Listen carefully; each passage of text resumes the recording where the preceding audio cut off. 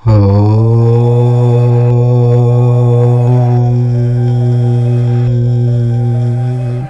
ఏకాదశి రోజు ఇంట్లో తులసి మొక్క ఉన్న ప్రతి ఒక్కరూ ఈ పని చేసి తీరాల్సిందే. ఇలా చేయడం వల్ల అష్టైశ్వర్యాలు కలుగుతాయి. మీకున్న కష్టాలు అన్నీ తొలగిపోతాయి. మీ ఇంట్లో వారికందరికీ మంచి జరుగుతుంది. ధనద్వారాలు తెరుచుకుంటాయి.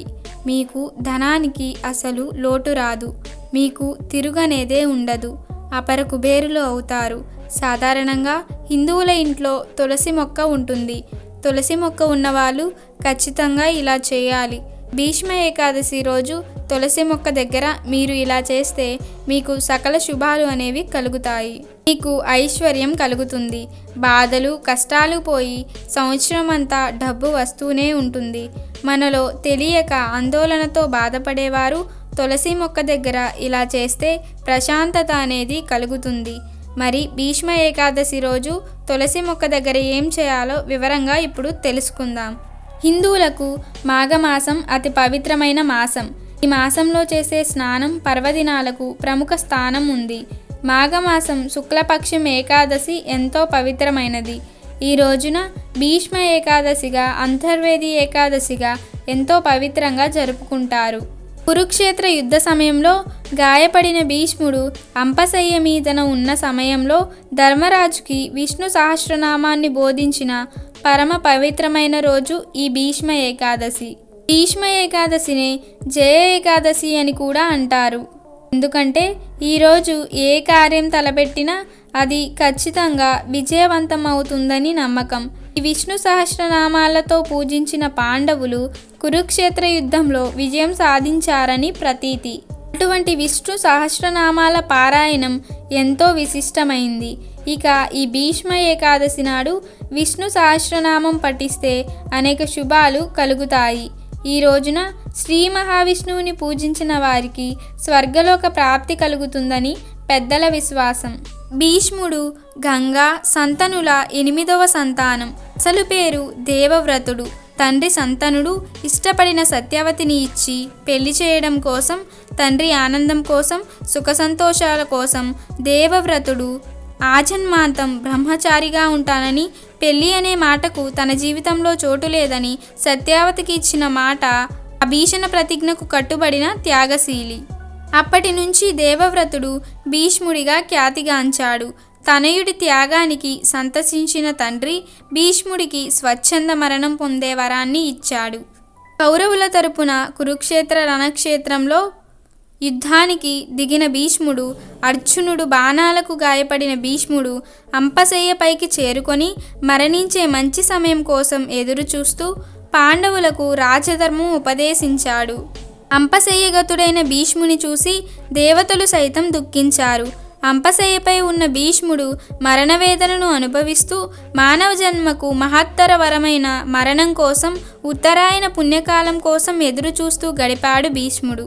మాఘశుద్ధ ఏకాదశి తిథిని భీష్మ సంస్మరణ దినంగా శ్రీకృష్ణుడు కానుకగా ఇవ్వగా, మాఘశుద్ధ అష్టమి తిథి రోజున భీష్ముని ఆత్మ ఈ భౌతిక ప్రపంచాన్ని వీడి పరమాత్ముడైన శ్రీకృష్ణుడిలో లీలమైంది.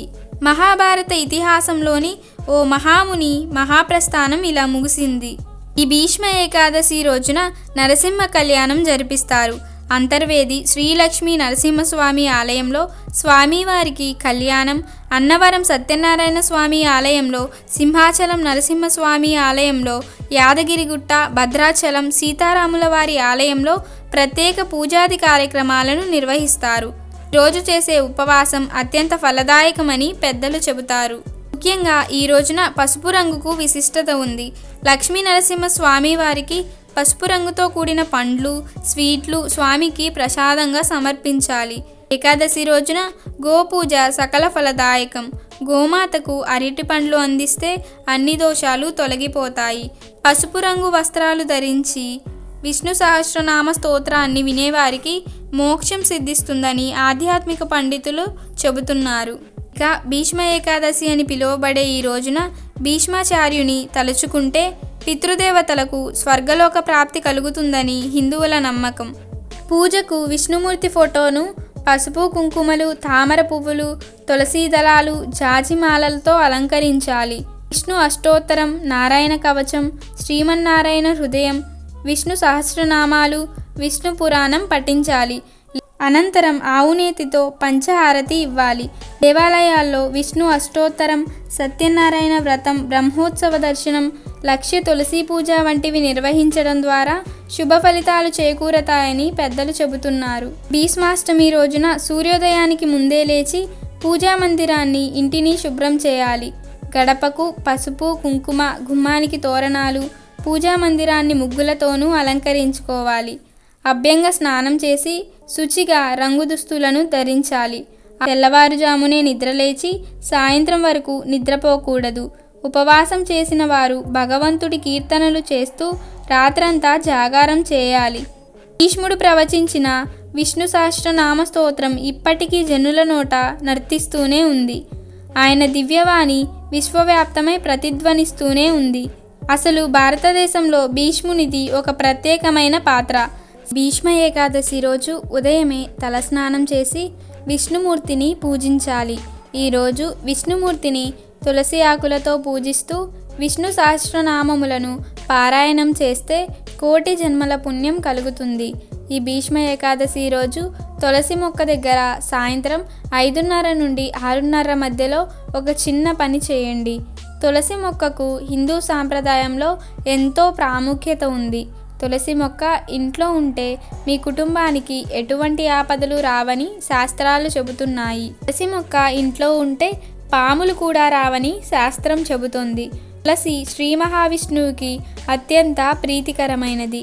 ఉదయం నిద్రలేచిన వెంటనే ముందుగా తులసి మొక్కను అంటే తులసి చెట్టును చూస్తే ముల్లోకంలోని సమస్త తీర్థములను దర్శించిన పుణ్యం లభిస్తుంది. తులసి మొక్క ఇంటిని, వాతావరణాన్ని పవిత్రం చేస్తుంది, జ్ఞానాన్ని ప్రసాదిస్తుంది, శారీరక మానసిక ఆరోగ్యాన్ని ఇస్తుంది. అందుకే తప్పనిసరిగా ఇంట్లో తులసి మొక్క ఉంచుకోవాలి అని పెద్దలు చెబుతున్నారు. ఇంట్లో తులసి మొక్క ఉన్నవారు ఈ భీష్మ ఏకాదశి రోజు సాయంత్రం చక్కగా కాళ్ళు చేతులు కడుక్కొని తులసి మొక్కకు నీళ్లు పోయండి. ఆ నీటిలో పంచదార, ధనియాలు, మిరియాలు పొడి చేసి నీటిలో వేసి తులసి మొక్కకు పోసేయండి. ఖచ్చితంగా మీకు ఉన్న కష్టాలు అనేవి తీరిపోతాయి, శత్రుబాధలు తొలగిపోతాయి. ఇప్పుడు తులసి మొక్క మట్టిలో ₹1 కాయిన్ పెట్టి కొద్దిగా మట్టిని తీసి మీరు గుర్తుగా పెట్టుకోండి. ఆ తర్వాత మీ కోరికను చెప్పుకోండి. తులసి మొక్క దగ్గర ఉంచిన ₹1 కాయిన్ని వారం రోజుల తరువాత తీసి ఎవరైనా అడుక్కునే వారికి దానంగా ఇచ్చేయండి.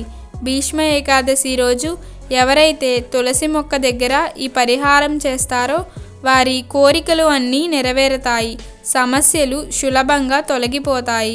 కాబట్టి భీష్మ ఏకాదశి రోజు ఇంట్లో తులసి మొక్క ఉన్నవారు అందరూ కూడా ఈ చిన్న పరిహారం చేసి సంతోషంగా జీవించండి. Thank you for watching our video. Please do subscribe and like the video.